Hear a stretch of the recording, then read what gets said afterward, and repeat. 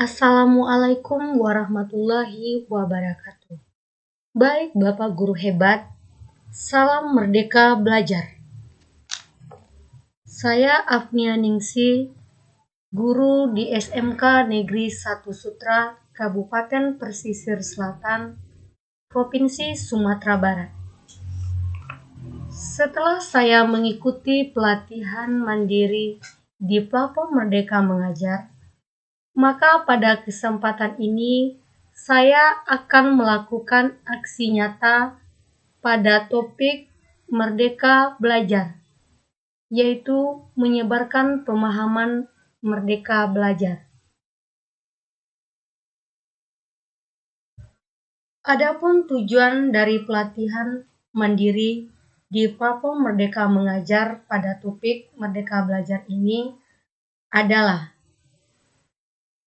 pertama, memahami gagasan dan prinsip pendidikan berdasarkan pemikiran Ki Hajar Dewantara. Yang kedua, memahami untuk memfasilitasi agar murid tumbuh sesuai kodratnya. Yang ketiga, seorang guru dapat menerapkan pembelajaran yang memerdekakan murid. Pada topik Merdeka Belajar, ada 5 modul yang akan kita pelajari. Yang pertama, mengenali dan memahami diri sebagai pendidik. Modul 2, mendidik dan mengajar. Modul 3, mendampingi murid dengan utuh dan menyeluruh. Modul 4, mendidik dan melatih kecerdasan budi pekerti. Modul 5, pendidikan yang mengantarkan keselamatan dan kebahagiaan. Baiklah, sekarang kita masuk pada modul 1, mengenali dan memahami diri sebagai pendidik. Adapun poin penting yang dapat kita ambil dari modul 1 ini, yang pertama, sebagai seorang guru, kita bisa memahami dan menghayati diri sebagai manusia yang merdeka untuk terus belajar. Artinya apa?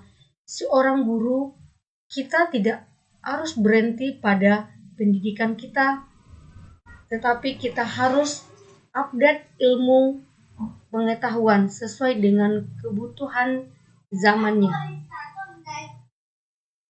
Berikutnya, menyelaraskan peran guru yang relevan dengan konteks murid dan zaman. Berikutnya, seorang guru, kita harus bertutur kata lembut, mendengarkan pendapat peserta didik kita, memotivasi untuk gemar dan senang belajar. Sekarang kita lanjut modul kedua, mendidik dan mengajar. Ada poin penting pada modul 2 ini. Yang pertama, pengajaran merupakan bagian dari pendidikan. Pengajaran merupakan cara menyampaikan ilmu atau manfaat bagi hidup anak secara lahir. Berikutnya, pendidikan adalah menuntun segala kodrat yang ada pada murid sehingga murid dapat mencapai keselamatan dan kebahagiaan yang setinggi-tingginya. Berikutnya, pendidikan tidak hanya sekedar memberi pengetahuan, namun mendidik keterampilan berpikir untuk mengembangkan kecerdasan batin murid. Kemudian, dalam mendidik dan mengajar, kita menggunakan sistem AMOM yang dikenal dengan semboyan Ki Hajar Dewantara, yaitu Ingarsa Sungtulodo Ingmadia Mangkungkarsa Tut Hudri Handayani. Yang dikatakan dengan manusia merdeka adalah manusia yang dapat memerintah dan menguasai dirinya sendiri. Sekarang kita lanjut pada modul ketiga, yaitu mendampingi murid dengan utuh dan menyeluruh. Adapun poin penting pada modul 3 ini, yang pertama, bahwasanya pendidikan itu bergerak secara dinamis, menyesuaikan dengan keadaan yang bergerak begitu cepat. Artinya apa? Pendidikan yang ada sekarang ini tidak kaku, tetapi mereka dapat berubah, menyesuaikan dengan kebutuhan, dengan tuntutan kebutuhan. Setiap murid dilahirkan dengan kodrat alam yang berbeda-beda. Sebagai seorang guru, kita harus menyadari bahwa setiap peserta didik kita itu berbeda. Mulai dari kodrat alamnya, mulai dari keluarganya, mulai dari rasnya, dan sebagainya. Makanya, seorang guru, kita harus bisa menempatkan posisi kita sesuai dengan kodrat peserta murid.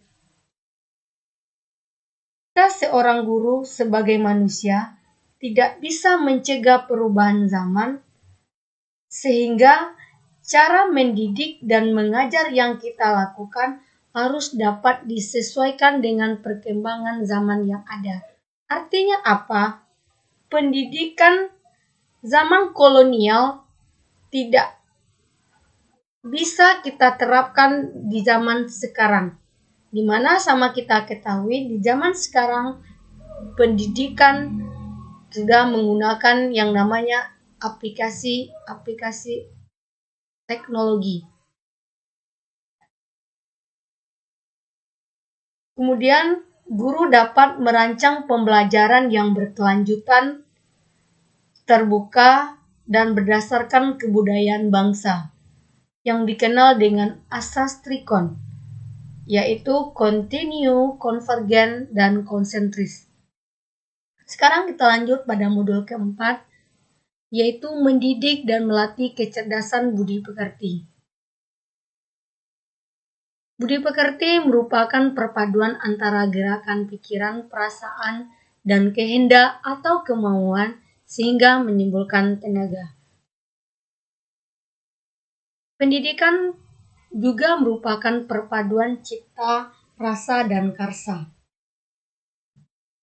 Budi pekerti tidak hanya dibentuk di lingkungan sekolah saja, namun di lingkungan keluarga dan masyarakat. Artinya apa? Budi pekerti peserta didik tidak hanya bisa dibentuk oleh guru sebagai pendidik, tetapi juga ditentukan oleh keluarga dan masyarakat. Artinya, seorang guru harus berkolaborasi dengan keluarga peserta didik dan masyarakat.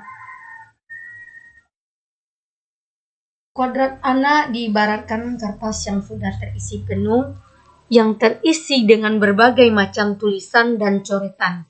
Sehingga tugas pendidikan adalah menebalkan dan memperjelas arti dan maksud dari tulisan serta coretan tersebut.